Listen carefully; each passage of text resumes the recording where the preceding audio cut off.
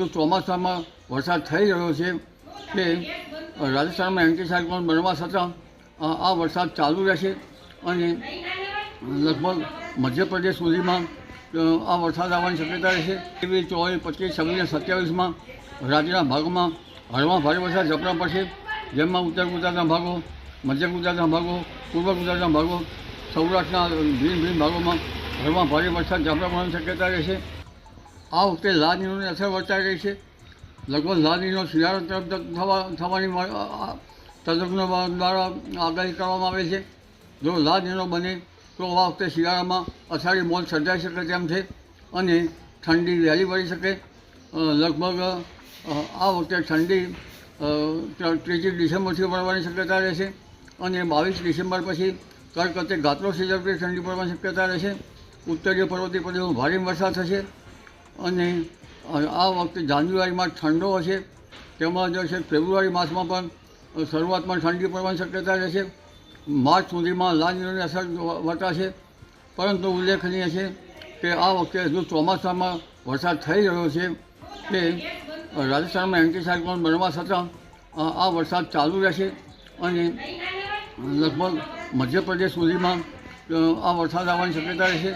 જેથી હમણાં તારીખ 18થી 22માં રાજ્યના ભાગોમાં ભિન્ન ભાગોમાં વરસાદ ઝાપટા પડશે, પરંતુ તારીખ 23, 24, 25, 26 અને 27માં રાજ્યના ભાગોમાં હળવા ભારે વરસાદ ઝાપટા પડશે, જેમાં ઉત્તર ગુજરાતના ભાગો, મધ્ય ગુજરાતના ભાગો, પૂર્વ ગુજરાતના ભાગો, સૌરાષ્ટ્રના ભિન્ન ભાગોમાં હળવા ભારે વરસાદ ઝાપટા પડવાની શક્યતા રહેશે.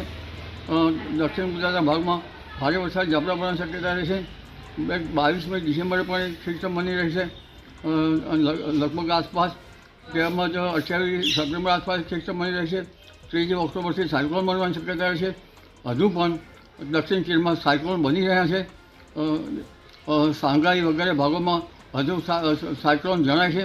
આ સાયક્લોનની ગતિવિધિ ઘણી છે અને આ સાયક્લોનના કારણે લગભગ બંગાળ ઉપસાગરમાં તેના અવશેષો આવશે અને બંગાળ ઉપસાગર ફરી પાછું સક્રિય થશે.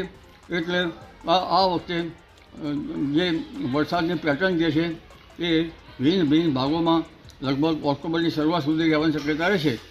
27 સપ્ટેમ્બરથી 5મી ઓક્ટોબર વચ્ચે પવન સાથે વરસાદ થવાની શક્યતા રહેશે અને 10મી ઓક્ટોબર આસપાસ પણ સાયક્લોનની અસરના કારણે રાજ્યના ભાગોમાં કેટલાક ભાગોમાં વરસાદ થવાની શક્યતા રહેશે.